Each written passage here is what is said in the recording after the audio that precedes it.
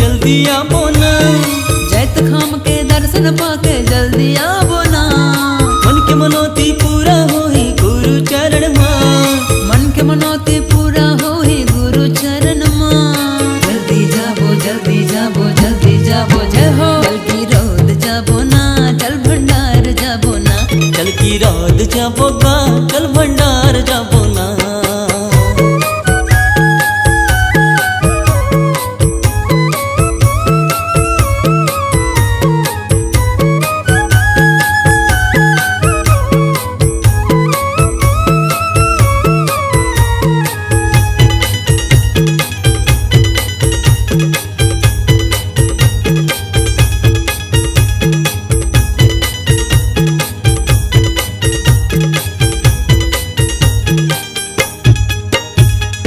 गुरु जी के महिमा महान है, खाएला जग संसार है।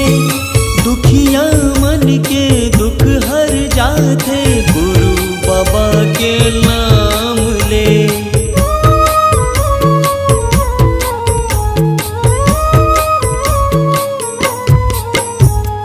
नर नारी दर्शन बर जात है, मन चाह फल उहाँ पात है। गुरु बाबा के जन्म भूमि माँ जाके माथ नवात है। चौक नदी के पानी महा मन नहा बना। सत्य के राह में चलना है हम सबो भाईला। जल्दी जाबो जल्दी जाबो जल्दी जाबो हाँ। जल्दी रोद जाबो गा चल भंडार जाबो ना। चल की रात जाबो का चल भंडार जाबो ना।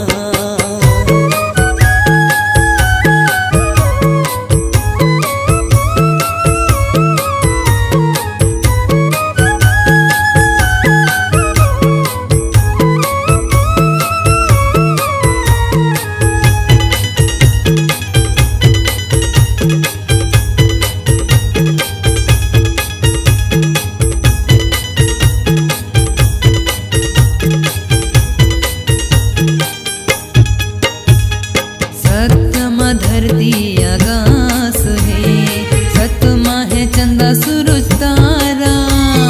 मन के खुशी हाँ दुगना हो जाते गुरु के लगा के नारा।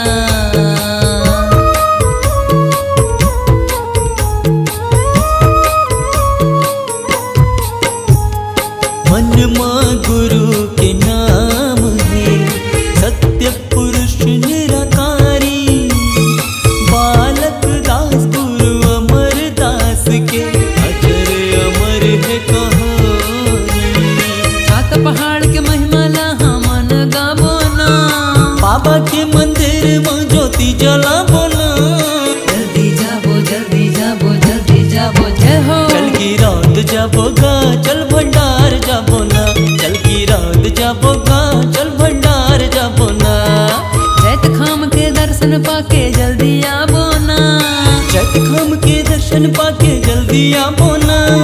मन के मनौती पूरा होई गुरु चरण मां। मन के मनौती पूरा होई गुरु चरण मां। जल्दी जाबो जल्दी जाबो जल्दी जाबो ना। चल की रात जाबो गा चल भंडार जाबो ना। चल की रोद जाबो गा चल भंडार जाबो ना। चल की रात जाबो गा चल भंडार